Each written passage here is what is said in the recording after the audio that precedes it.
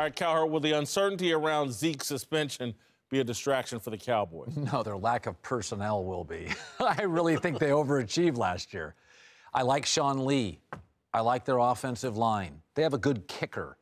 But I look at Kansas City and Carolina and Philadelphia and that group of players Deshaun Watson gets to work with. I don't think they have an elite roster. I think they overachieved last year. And I think their biggest problem is Seattle's got better players and Philly's got better players. I think Washington's got better players. I think they're outside of their O-line. What unit do you like? You like their secondary? You like their receivers? I don't like their players much.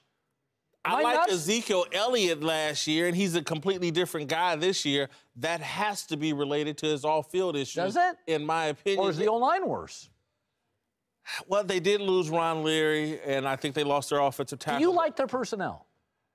It's not great, but it should be better than this. And I do think this team looks distracted. From the national anthem being a major issue with them to Ezekiel Elliott's off-field problems, I think it's a cloud hovering over his head and the team's head.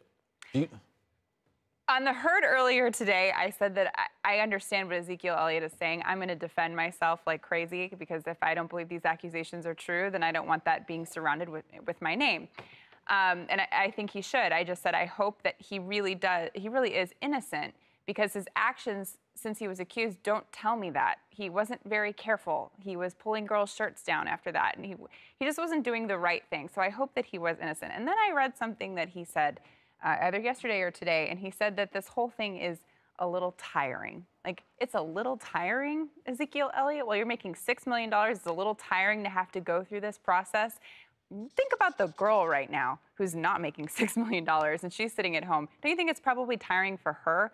And I think the Cowboys have dealt with this kind of situation many times, so they're well prepared on how to deal with it and not let it affect them. Yeah. The only thing that they're going to have to be worried about is Ezekiel Elliott feeling tired. Yeah, mentally tired, and that's why. But really, I mean, don't say that. He's just so unaware of what he's saying. He's young and he's immature, and hopefully this allows him to mature. He understands the scope of what's taking place. But for me, it is a greater distraction because as a team, as an offensive coordinator, from a football perspective, you don't know if you're going to have him or not. Even defensively, from schematically, you want to prepare for a guy you don't know may play this week, may not play. But offensively, I have to prepare as if I'm not going to have him. That's two game plans because it's a different Dallas team with or without Ezekiel Elliott. So, yes, it is a distraction because you're making us, all of us who are in this locker room on this offensive unit, plan for if you're in and if you're not.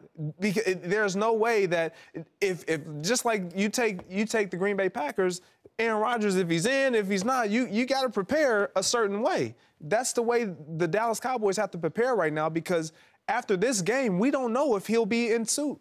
My thing, football is no place for a victim mentality. You have to feel like you're invincible. He feels he's presenting himself like he's a victim. Yes. That's not the proper mindset for a football player or for a football team. So I think it's certainly an issue.